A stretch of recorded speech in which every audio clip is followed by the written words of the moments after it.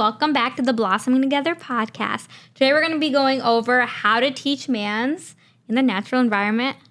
Cool. In the natural environment. I feel like I was missing something. You're like, is there anything else to our title?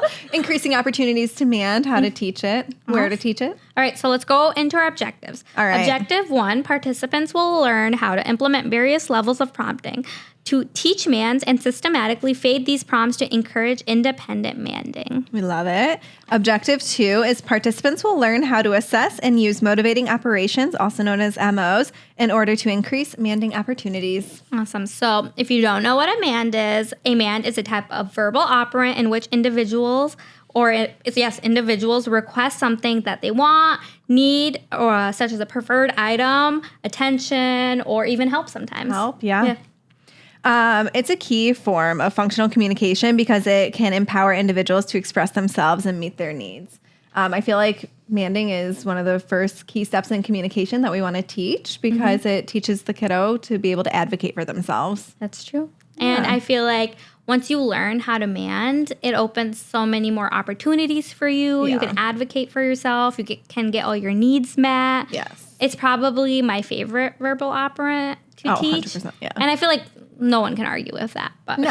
I hope not. Please don't. Unless if you have an argument, let us know though. No, go to Skinner. Fight him. We didn't make the rules. All right. So before we really get into the nitty gritty of everything, I wanted to kind of go over, I know when you're studying, you're going to learn about regular mands and extended mands. I just wanted to focus on or tell you guys that for today's episode, we're going to be focusing on regular mands. So these are mands that can be reinforced. Okay. So there's a pure mand. So a mand that is controlled solely by the MO, such as, say, you're asking for candy simply because you want it. There's a desire there. Yep. And then there's impure mands. So these are a mand controlled by both the MO and other factors. So asking for a Coke when the waiter asks you, like, hey, what do you want to drink? Like with an SD present. Yep. Okay. So that drink over there, you asked for it because I said, what do you want from Chick-fil-A? Yes. Yusra asked me. She prompted me to mand.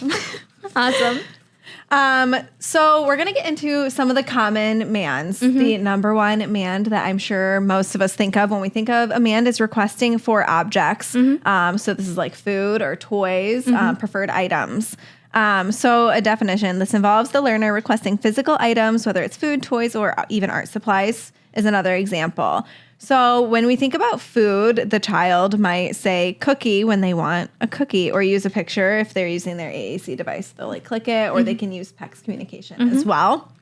We also have manding for toys. So a learner might request a toy by saying car or by pointing to it during playtime, like indicating that they want a specific item. Why is this important, Yusra? I feel like it's important because it's kind of one of the first things you can ask for, or first things you do to get your needs met. So asking for food when you're hungry, I feel like is a huge one because a lot of us, I mean, think of yourself, like you get hangry, right? Yeah. You need food, but if you can't ask for it, yeah, you're stuck. Yeah, exactly. It fulfills like your the learner's immediate needs, right? Yeah. Awesome. All right. I want to kind of go into requesting actions now. Okay. So that's another common mand that you'll hear of. These are kind of the come here, the help me's, and this is coming from the learner. Yes. So this definition for this is the learner asks for someone to perform an action. Okay. So examples of this is, say I asked you for help when I needed you to open the door for me. Right. Another one is asking someone to come join in on their play, like come here or hug me is another really good one.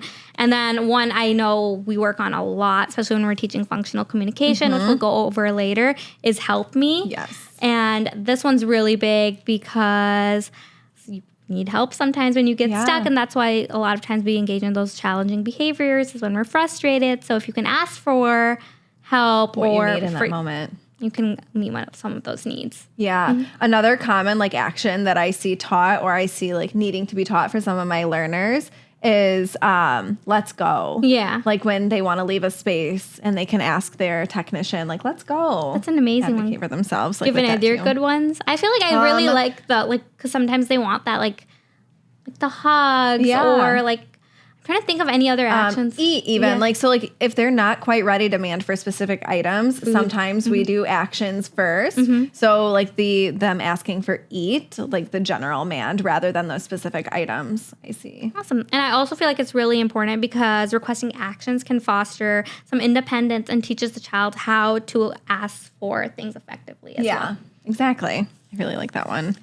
This one's fun. We don't see this as much in like the setting that I'm in now as much, except for my more advanced learners. But when I was working with older learners, we did a lot of requesting for information. So this is when like a learner asks for information that helps them navigate their environment. So an example of this is like, where is it? If they're trying to find something, where's the car? Or another one is like, whose coat is that? Whose backpack is that? Or whose toy is that? It's really important because requesting information helps the learners become more curious and improves their problem-solving abilities. And it shows their like interest in the world around them. Right. Really. I feel like this one also gets very tricky depending on the learner because I've had a lot of parents be like, well, why are they asking me so many questions? But I feel like they forget. I'm like, wait, this is a huge milestone. Yeah, this is huge. Let's celebrate it. We're like, and then I feel like this one's also very hard to teach. Yes. This one I feel like is the hardest one. Like when we get to that point where I'm like, oh, I don't know what to do anymore. Like, or how do I target this? You're right. Exactly. And it's like, it becomes difficult too because it's like those early conversation skills.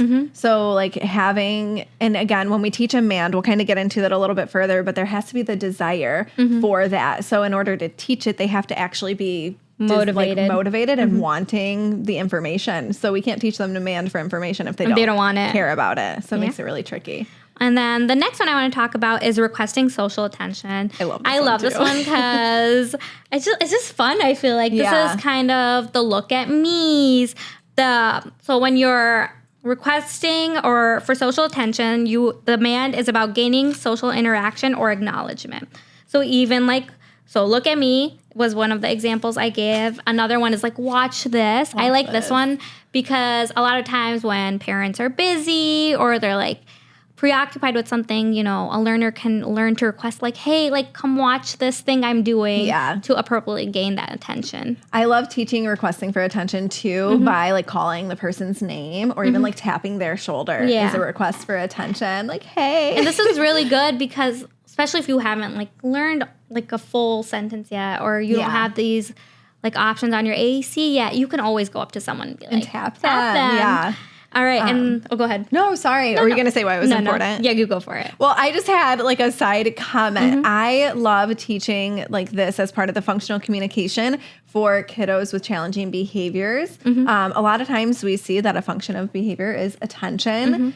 So this is a great antecedent strategy, teaching them to request for that attention in an appropriate way so that they don't have to engage in the maladaptive behavior. Yeah, I love Sorry it. for cutting you off. I got excited. So why it's important, these mands promote relationship building and teach learners how to seek attention in a socially appropriate way, in a way where they might not be engaging in so many more maladaptive behaviors to get that attention. And it's fun because I feel like it's fun for the person listening to, especially like the parents and the grandparents, because now like their child or their learner is seeking them out. Yeah, exactly. And it makes it more motivating for the parent. And we always want to like teach things that are also going to increase the engagement with the parent and child to foster their relationship. It's a socially significant goal. Yeah. All right. We're going to talk a little bit about teaching when we start to teach mands. So we kind of like talked briefly, but when assessing the learner's ability to mand, again, it's really important, to evaluate how much motivating operations influence their like verbal behavior. So does the child ask for help when they need it or communicate to avoid like an undesired task, or does this need to be taught? So I think a little bit about what you're saying. Like sometimes this isn't going to happen verbally or in the way that we're expecting it to when we talk about it, right? Yeah. The way we can see that they're trying to communicate these needs to us is like if they need help, they're always like pushing. Say it's like a food container they want you to open and need help like shoving it right in your face all the time. So you know they're like in these situations they're motivated to try to get help. Yeah. Versus like I've had kids like they did not want my help. Yeah. They were like, screw you, let me just do it myself. Yeah. Why are you trying to hold my container? Right. Or I see a lot of times we're really trying to teach manding, and like I'll have a technician ask me sometimes to be like, I'm really trying to promote manding opportunities, but they're not imitating the mand. And so I like observe. Well, is that mand even motivate? Like, do they need anything? It would be like a ball. And I'm like, well, this learner kind of hates to play ball. They don't want to roll the ball. They don't want to throw the ball. They don't want the ball. And I know we're going to talk about this a little later, but when we're working on like teaching mands, sometimes going in with specific ones can be more hard. Like, you don't know, will they be motivated for a ball every single day for 20 trials? No. Probably not. No. I hope not 20 trials. Like, imagine. And I've seen it. Like, when I started as a BCB, I used to go and like search like program examples. And that's how like targets would be listed for manding, would be specific things. And that's because I'm sure they're pulling from like the assessments that say like can request for 50 items. And there's a time and a place to teach specific mands if you see that a kid like has specific desires, like and we talk a little bit about like the motivating operations and how you can tell they're motivated for the item. Like another one is hand leading. So if they're daily hand leading you to turn on we have like smart boards in our classrooms to turn on the TV, or they're hand leading you to like eat their snack and things, like, okay, yes, we know that they have a desire for these items, but I agree that it sometimes can be detrimental for those specific things. All right.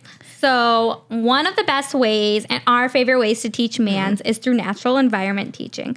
So this is where learning happens in real life situations. And this method really creates opportunities for our learners to request things as they naturally arise versus kind of what we were talking about, those very contrived situations. And they really make like teaching manding a little more meaningful. Right. Yeah. Give me some NET. That's my fave. Often when we think about mand training, we also think of FCT, which teaches learners appropriate ways to communicate, reducing challenging behaviors. This helps children with communication difficulties express their needs more effectively, promoting appropriate behavior. Again, like teaching communication and manding, the reason it is like the first and forefront thing we teach is because it helps them advocate for their needs and reduces those challenging behaviors in turn. That's true. Don't they say it's one of the, I forget, the elementary operand? It's like the elementary operand, I think. Yeah. It's the most important I think I have it noted somewhere.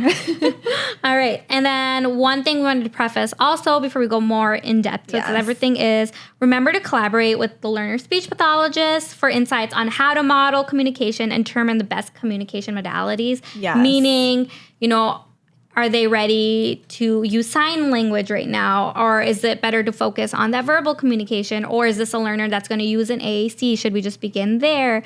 Do we need PECs? Yep. Do we need picture communication? And they can help you come up with those ideas, and then you can take that into your sessions. Yes. Another thing that I collaborate with SLPs on, too, is like which phrases to model. Or like especially if I know we talked about this in a different episode, like the GLPs, gestalt learning processors. Like because sometimes we might like start with phrases. Yeah. So they are very important to seek out in situations like this. If your learner does not see a speech pathologist, it might be important to get that referred. Yeah. Try to encourage the family to also see a speech pathologist because they can give you a lot more insight on like communication needs. Yep. Yeah, 100%. I agree. We'll talk too about some procedures for teaching mands. Get into it. How are we going to teach this? You know what? Before, like, it sounds scary I feel like when procedures. Like procedures and like when we look up mand training, it sounds so like rigid, but like informal. Like I think with the natural environment teaching, like you have to remember like to try to be like open and not so specific all the time. Don't be so rigid. Yeah. Follow the kiddos' lead. We talk about child-led all the time, but use NET to your environment. Use like their desires, and like if you're doing NET or you're doing a lot of play, use their play as motivating. So don't take like the word procedure and training and take it like make it this big rigid thing. It's not that serious. Yeah. I mean, it is. We're teaching kids, but it's not that serious. Have fun with it. Yes, 100%. Number one, when we like get into procedures for teaching mands, identify the right mand form. So we kind of talked about this. How you identify the right mand form is speaking with a speech language pathologist and talk about what like modality the child needs to communicate in. Are they using an AAC device? Are they going to begin manding verbally? Are we teaching signs? Or even at like with some of my early learners, we just start with gestures. Yeah. And like teaching them to point. And that's usually where I feel like I've always started, especially if I know this learner doesn't have verbal language yet. Yeah. And, say they're waiting for it to begin with the speech, like an SLP. Yeah. I just start by like modeling the gestures and see what they pick up on. Exactly. Yeah. Like if they're like scoring really low on the like VB map is a good way to see this. Like if they're not making any progress within like any of the other verbal operants and their manding is low, it's a good place to start with some pointing. Yep. Next, we are going to talk about this a lot today, but use the MOs and the motivating operations to your advantage. Yeah. There's going to be so many times your child is motivated throughout the day. There's going to be so many things they find interesting. So use those to your advantage when teaching. So if your child is hungry, model manding for their snack or just the word eat, even like, I want to go eat right now. Yes. And then do this, even if it's like by pointing to their snack in the beginning. It's like very important. And then sometimes just getting to know your client in the beginning might be helpful too, to see what they're even motivated by. The first day you start this, maybe it's just beneficial to keep a list of things that kiddo gravitated to, things they like playing with, things they repeatedly went back to. Yeah. During your pairing, like I always have, I don't put a ton of like things for like, yes, I have goals that I've already pre-established for the learner, but I usually don't put a lot of those in. I focus on incidental opportunities and then just have my technician write down like a list of things that the kiddo was interested in. Was there anything that they said on their own? Are they like gravitating and, like you said, reaching their hands towards some of those favorite things in the center? Yeah. I did want to pause. I forgot our first code word, and you guys need your CEUs. So your first code word for CEUs is request. All right. So now that you have, like, what the motivating operations are, what this kiddo is interested in, like, how do you create those opportunities? So, yep, you have your MO. You know that we need to use MOs. You can create motivating operations by setting up scenarios where the child like needs to mand for something by manipulating the situation to make the desired item or activity more valuable. So, like say your kiddo loves bubbles. It's day 2. Yesterday, the kiddo like went bananas for bubbles. They were jumping up and down. So you're like, oh, they really like these bubbles. Give them the bubble tube without it being open and just see kind of what they do. And this is a great opportunity to like teach them to mand for open, help, pointing to the bubble lid and things like that. So this is where I feel like it starts getting a little hard, right? Yeah. Is, okay, that you've figured out what the MO is, you've contrived the opportunity, but now you're presenting bubbles and it's closed. And they're not saying anything. They're not doing anything. How do you prompt them? Yes. So this is probably the next step we want to talk about anyways. But use prompts and gradually fade them. So the goal really is to gradually reduce the use of prompts so that the learner can mand independently. This can be done by shifting from more intrusive prompts to less intrusive ones, and then eventually fading them out completely. Yes. For example, you may start by saying, I want bubbles, and then move to more a subtle, maybe just a gesture to the cap. Gesture towards the bottle. Yeah. I don't know why we're still stuck at bubbles. And then, or even like doing a pause, like, hey, you've taught them already, like with the full verbal, like, I want bubbles. And now just giving a pause after you present the bubbles. Yeah. And then where was I going with this? You were teaching fading from, we want to use like most to least prompting. So this is the general definition that we're all used to hearing. Yeah. But it's, I feel like, very, very hard in practice. Yeah. Because, we're saying you want to gradually reduce the prompts, but doesn't mean it all has to be in one day. Exactly. I think that's where people get stuck. They're like, okay, I'm going to try the most intrusive prompt, then the like gradual, and then the least. It's sometimes it doesn't come that easy. Sometimes over time, we might just have to use that full verbal model for a few days. And again, this is learner dependent. Like, so yes, we as a field, we're like leaning towards like a most to least intrusive prompt level hierarchy, but some learners might benefit like from a different way of prompting. So it really just depends on the learner, but like what we found most beneficial is starting with like a least intrusive prompt in the moment and then like gradually increasing the intrusivity during like the teaching. But over time, we want to reduce how much we're using that full intrusive prompt. Right. I wanted to kind of go over some of the common prompts that we use in mand training. Yeah. Because I know it's a little bit different than we're working on more of those receptive skills. Yeah.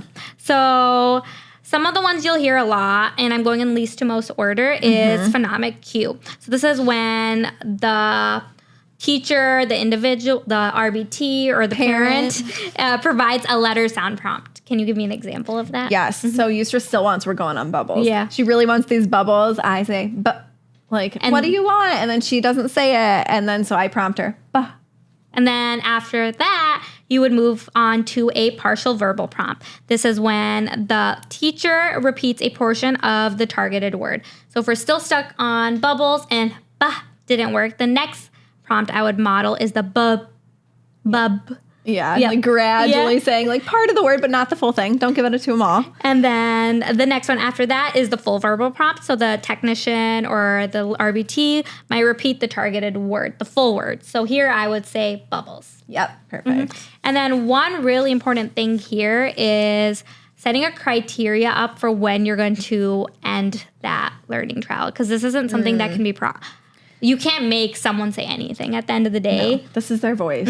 Especially even if they're using an AAC device, a lot of our speech paths and stuff has told us we don't prompt even physically with those. Yes. So you might just need to end on, like what we do here in the natural environment setting is we end on just what we want them to say. Yes, the model. We model it with, and we say from like some guidance from our SLP is always trying to model without expectation. The goal is we hope that they independently say it, but we're not ever expecting that they like or we have can't to say it in order to get the item. So after 3 trials is usually when we'll end the trial and then end it with like, hey, Kirsten, say I'm talking to Kirsten, I want bubbles, and then I would hand them the bubbles. Yes. So after that model, still providing the item. Don't withhold it forever. That's mean. No, that's very mean. But say in any part of that, like especially if they're an early learner, if they gave you some kind of approximation, give them the bubbles. That's also important. I think that's something that like we sometimes forget as PCBAs. We get so set on teaching skills and teaching requests, or like even if they like say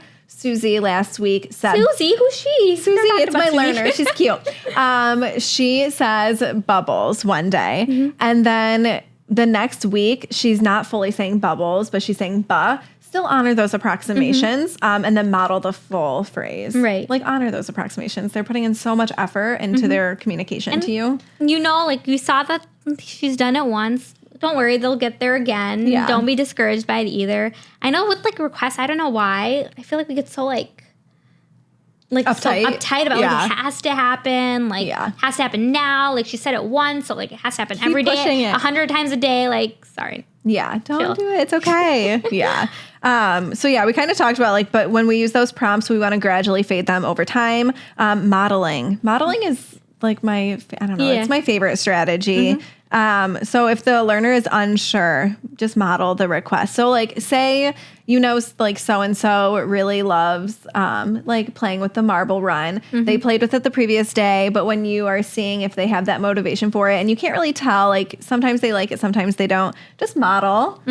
So like, let's play with marbles and give them the item after they attempt to repeat it. And if they don't, just model it again and then provide the item. One other really important thing is I know we talk about this later too, but I want to get into it. Like say you're going to stop watching here, is not every trial needs to be that trial you take data on. Some of them can just be those like modeling opportunities that you're providing. Like say you really wanted this pen, like I want pen, or can I have pen? If we're just modeling that, those are great learning opportunities for the learner as well. Just remember it's just a teaching opportunity without the expectation. Exactly. So don't make it like every time I hand them this pen is when I have to say it, or even give me an approximation. I feel like you get into a rut. My motivation and desire for that pen is gonna go away. And I feel like I hear a lot of this from our technicians where they get discouraged. They're like, well, we haven't had the opportunity. Like it's not like I just can't.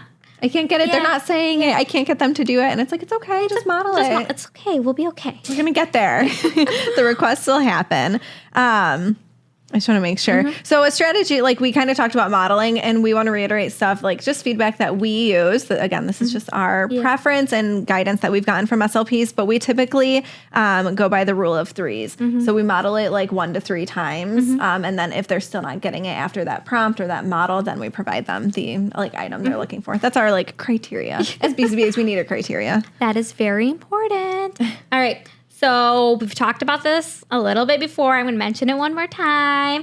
You probably will hear it again. But remember to incorporate highly motivating items. Yes. So I know this might sound similar to the motivating operations, but it's a little different because here you'll be begin with activities or items that the child finds most exciting or rewarding.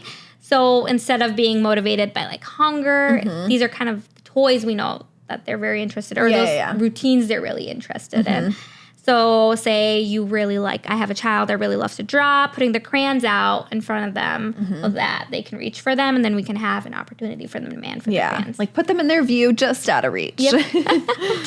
Our second code word, briefly, is just 2 letters, M-O. Ooh. M-O. How do you spell that? M-O. M for? Money. And O for? Oval. For anyone. Please, get your CEUs. All right. Okay, thank you. Hold on, I'm just finding my place. Okay, the next procedure when teaching mands, use limited access to increase mand opportunities. So use the items that the child can only access for short periods of time to create more frequent opportunities to practice mands. So one example of this is like on the swings. They really want to swing and they kind of need the technician, teacher, parent to push them. Like they need the parent control. So pausing the swing. So only pushing them for a little short amount of time and then pausing it to give them that opportunity to attempt to request a swing. Another one is that I do a lot is bubbles. Things that go away. Think of the potty training reinforcers. Literally the same ones. They work just the same. But I love bubbles because they disappear and then they can ask for more. I like spins, anything like the physical activity, the sensory opportunities, like tickles, pick me up, swing me around. Those are good. I like music, like having them. Like I have a lot of technicians who like to play music for the kids. So I'm like, pause the music if the kiddo is loving the song. Pause it and give them an opportunity to ask to play another song. Another one. Mostly, I would say this one for those early stages of mand training where the client doesn't have a lot in their repertoire yet. Try to avoid those low interest items or things they haven't seen yet. Only because they're not familiar with it. They might not understand what's expected of them. But say you have a learner that has a huge mand repertoire, it might be okay to like introduce new activities and see if they'll request for them. So when like thinking about this, if you have a learner who like doesn't typically like new toys or like, when considering that, but like when it's okay, it's like you might have an advanced learner who loves a new toy. Like anytime you bring new items into the center there. What's that? What's that? I want it. Or let's play. Versus some kiddos, like it might, like, we're still working on play or we're working on learning to play with new things. That might not be the best opportunity to work on those use mandings. those, certainly preferred items. When it comes to these low interest, motivating operations and stuff, I wanted to also say, like, just because you like something doesn't mean your client's going to like it. Yes. And just because they like something doesn't mean you have to like it. 100%. But it's on you to create the opportunity for that and item. to, observe and get to know your client and see what they are really, really are interested in so that you can create those meaningful opportunities for them. Yes. See what they're playing with. Especially like if you've got a kid that loves like dinosaurs, learn all the dinosaurs for them. All the dinosaur names. I have so many kiddos who love planets. I didn't learn the planets till I was like 22, 23 because I had a client that loved them all, and I also forgot they didn't generalize. Yeah, it did not, generalize. I'm with you there. I still don't know all of them. I looked them up. All right, we talked about modeling, so let's go into shaping.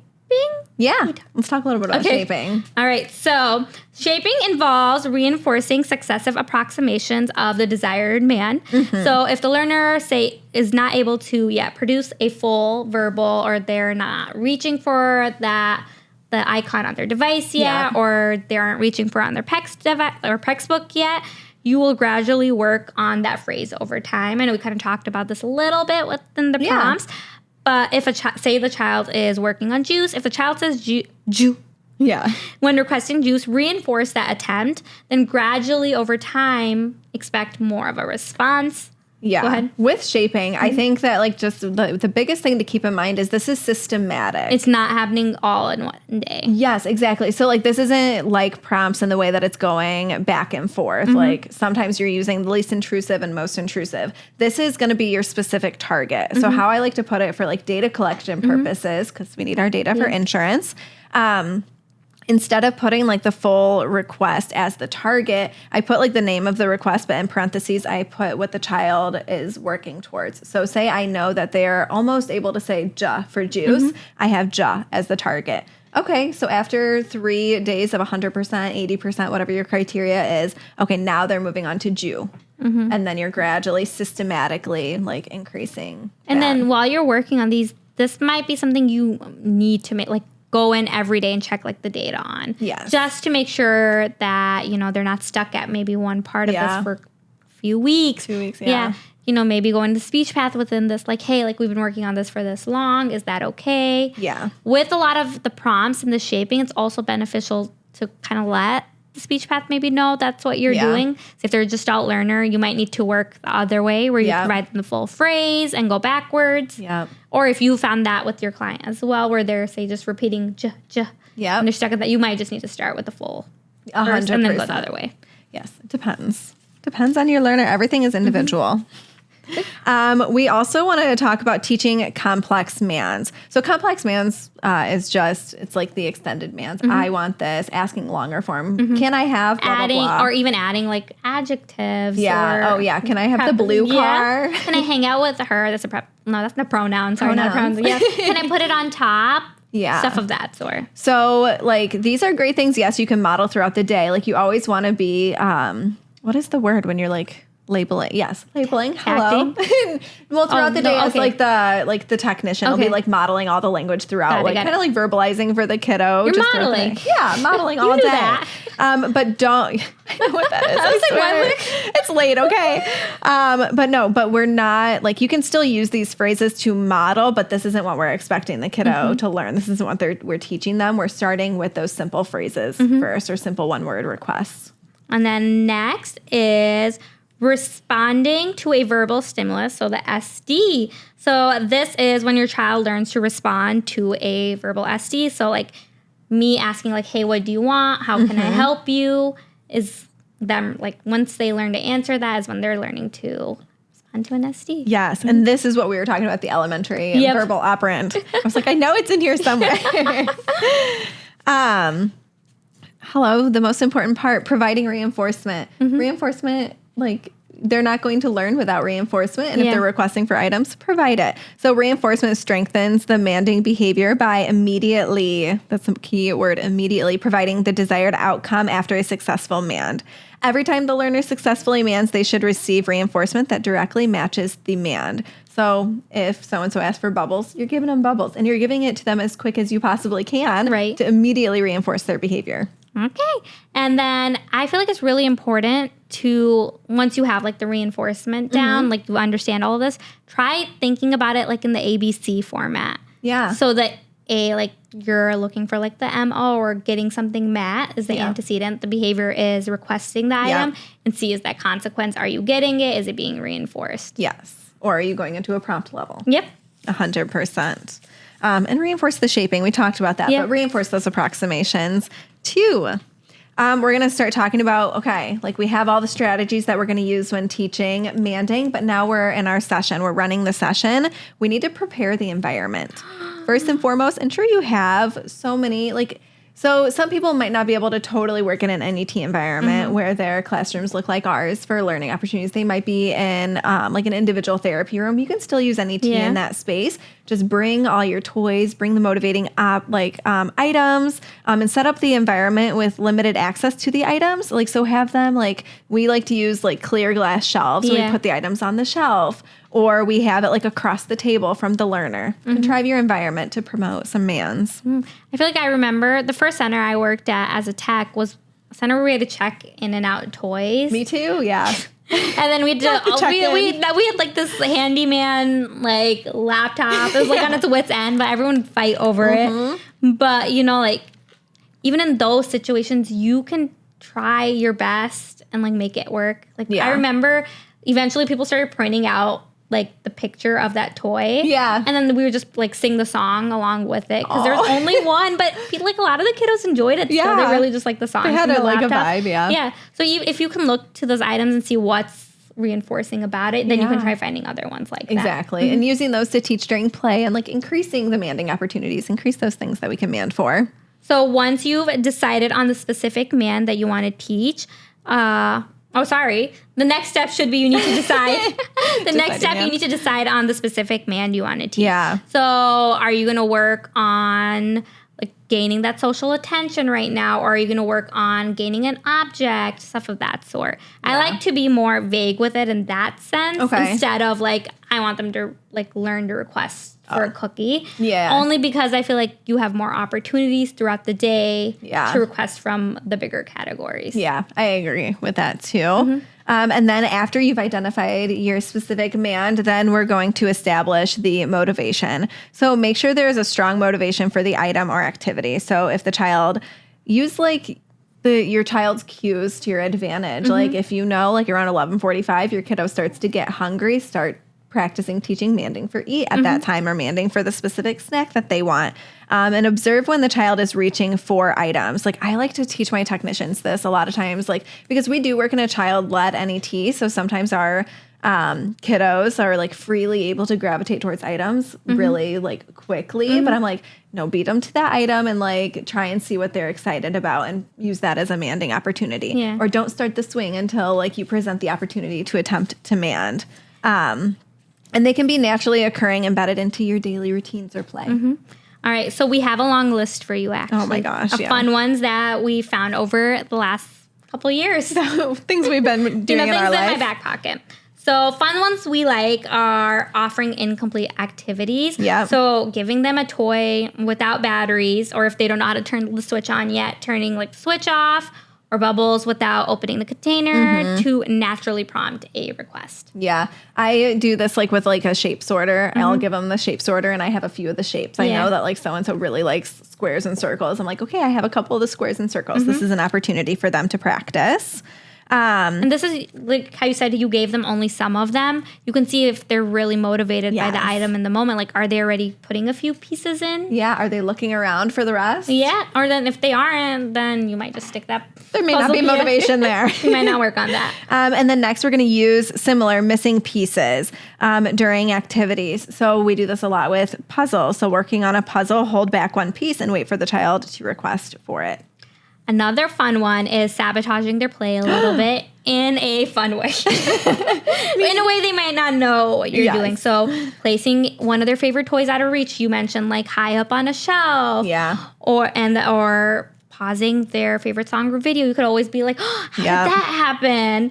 And then while playing a preferred song or video, pausing it is another way. Yeah. I don't know why I have that twice.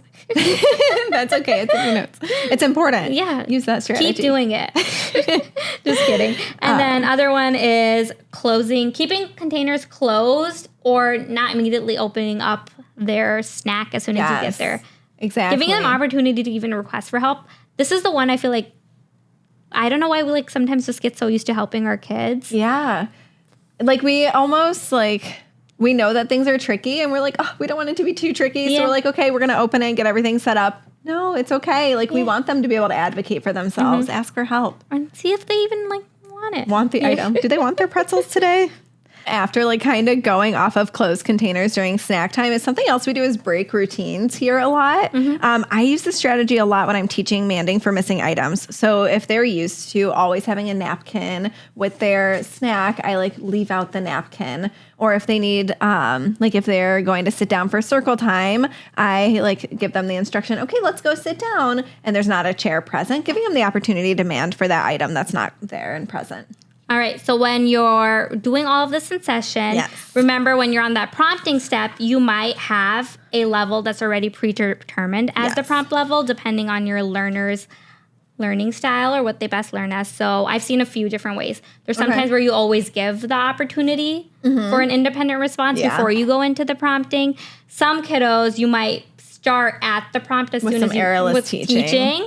And then, or you might be, we're talking about the errorless teaching. So we're there.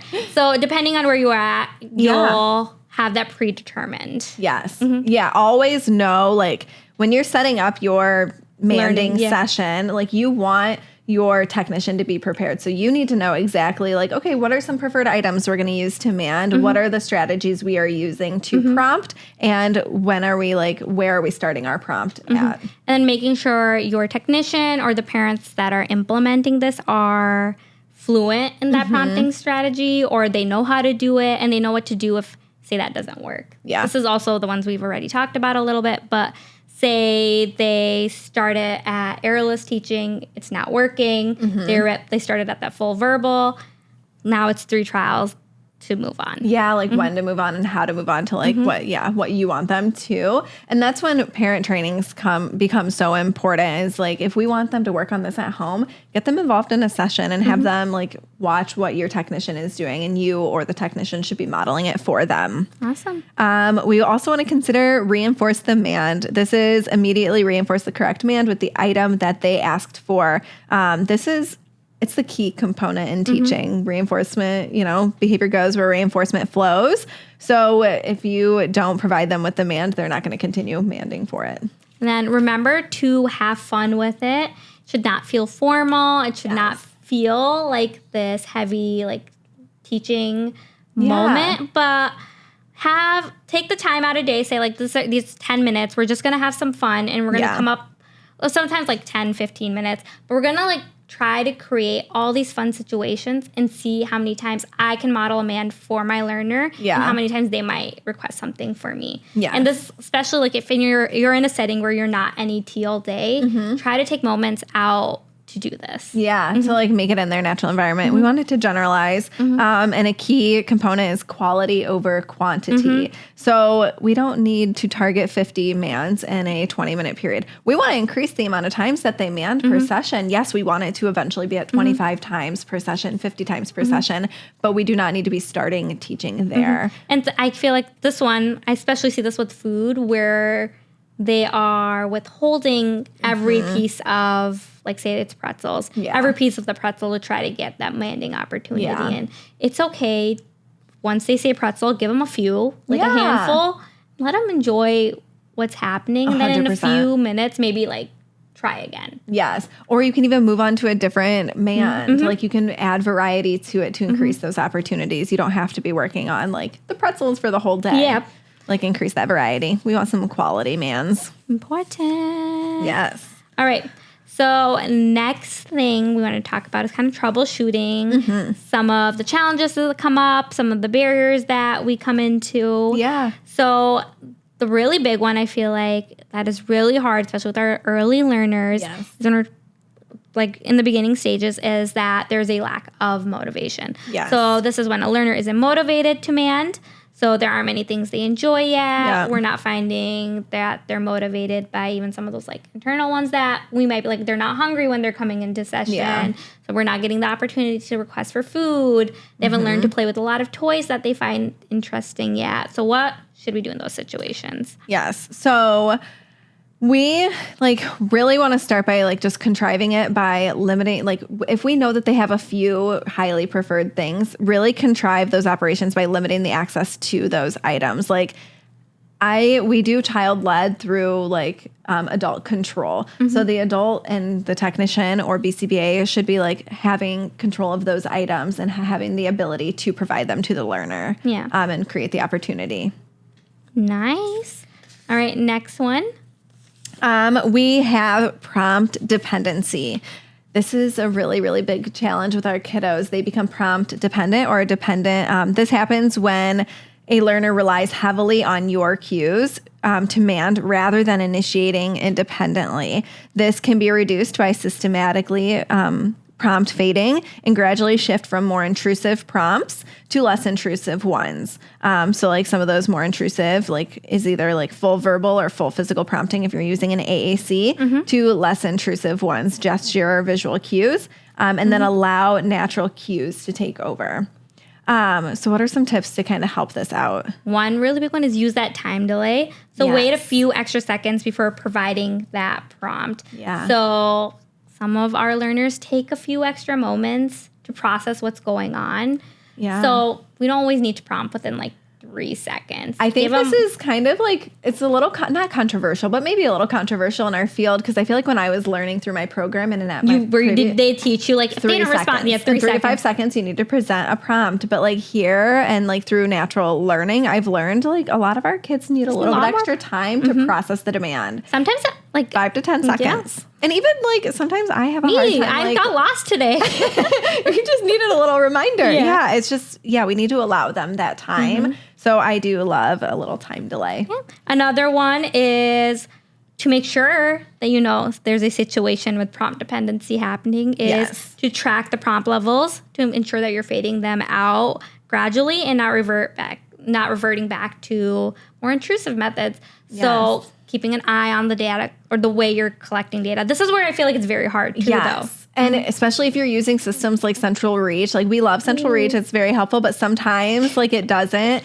Well, and this is honestly user error. Yeah. Sometimes I don't put in correctly the way that it should like shift for the learning. So then I have to like go in and manually change it. If I don't check in on it every 3 sessions, we might be stuck on the most intrusive prompt and for a long time, and that's not going to be. And my tech is just following their instructions. Yeah, and they don't know. They're doing everything right, and now my kid is getting stuck on the most intrusive prompt. That's true. And then another one is to reward even the smallest attempts at independent manding, especially in those very early stages, to encourage trying without a prompt. Yes. I think that's really important. We kind of talked about honoring approximations. And there's been situations like we've like reinforced like a point, or even them trying to open, like looking at you. Yeah. Because remember, that's a request. That's an indication that of like preference. Something that I kind of wanted to know alongside prompt dependency is errorless teaching. We briefly mentioned it. But errorless teaching, it can actually be a really useful tool when targeting prompt dependency. If you have, I did this a lot when I worked with like older advanced learners who had like a lot of experience with therapy. If they are already prompt dependent and they have years of exposure to like the most intrusive prompt, they are already dependent on that most intrusive prompt. So starting with errorless teaching with that most intrusive prompt and then gradually fading it out is actually can actually be beneficial. So look into errorless teaching if you have a learner that's been stuck on a most intrusive prompt for a long time as well. Nice. Another thing I wanted to troubleshoot is inconsistent reinforcement. So say the reinforcement is inconsistent. It's not always your fault. No. Sometimes it is. And then there's a lot of people in like your learner's life. So if a reinforcement is inconsistent, the learner may not make the connection between their mands and the reinforcement, which can slow down some of that progress, right? So it is essential to make sure that we're providing immediate and consistent reinforcement each time, making sure our technicians know how to do it, making sure that we're teaching it in parent training. So that everyone is on the same page. But so you're stuck in the situation. It's already happened. Do you have any tips for me? We're working on it. So some tips. Number one, just really get into reinforcing immediately and training all of the staff you work with and the parents you work with the importance of immediacy. Like if so-and-so asks for a juice box and you praise them verbally and say, oh my gosh, amazing, you asked for a juice box, but then give them the juice box 2 minutes later, they didn't make that. You didn't make there's no one-to-one correspondence with that mand. So reinforce immediately with the mand that is produced. And also make sure that all team members, the therapists, caregivers, and teachers are on the same page regarding the type of reinforcement that should be used. The parent might think that verbal reinforcement is really beneficial in that moment. Like, oh my gosh, they communicated and they're celebrating, but teaching them the importance of providing that item that the child requested for. Something else is avoid accidentally reinforcing behaviors that are not the target behavior. So giving them an item immediately following a challenging behavior like a tantrum or whining and screaming. And this one I feel like is very it becomes a big chain sometimes later. And we don't even realize it, or people may not realize it. But say you, every time you want to ask me for the iPad, you do a little whine. Yeah. And we might have missed that you said iPad first. Yeah. You said iPad. Yeah. And then you got the iPad. And then it's provided. Yeah. And usually that there's usually a little bit more lag, but I'm just giving an example. It becomes that once they got the inconsistent reinforcement. Exactly. And then the more and more that they get it for those challenging behaviors, it's easier to engage in a challenging behavior than it is to verbally request for some of our kiddos. So it's really, really important not to reinforce those. Did you have any tips for generalization? So generalization. So this is when the learner can mand across different environments. So meaning if they're having trouble in this, they may only be requesting with us at the clinic, but not at home. Yeah. So some of the tips might be to when you're starting mand training, try to have multiple people involved. So if you can, try to request like 2 technicians on that kiddo. If you can't, have more than like telling people around you like, hey, can you like help me with this like learning opportunity today? Can you hold on to these crayons for me? Yeah. At circle time, maybe like having the leader be the one that has some of these things. Trying to create these opportunities with other kiddos even. Yeah, like they can like mand from peers. I also like with the technician, I do some of the trials too. When you're in session. When I'm in the session to add that extra person. Try to practice as many situations as you, or rooms or environments as you can. Yes. So we don't only eat in the lunchroom. We can Yeah. eat like even in the hallway for walking to the lunchroom. Yeah. We can pull up a chair in the classroom. We can eat in the lobby. Yeah. And then I know you're not always in home or you can't always be in home with the parents, but training them in these situations as well so that they can continue practicing the same ones that we're practicing. Yeah. And then contriving situations where mands are necessary in new environments might be one that you work on later down the line.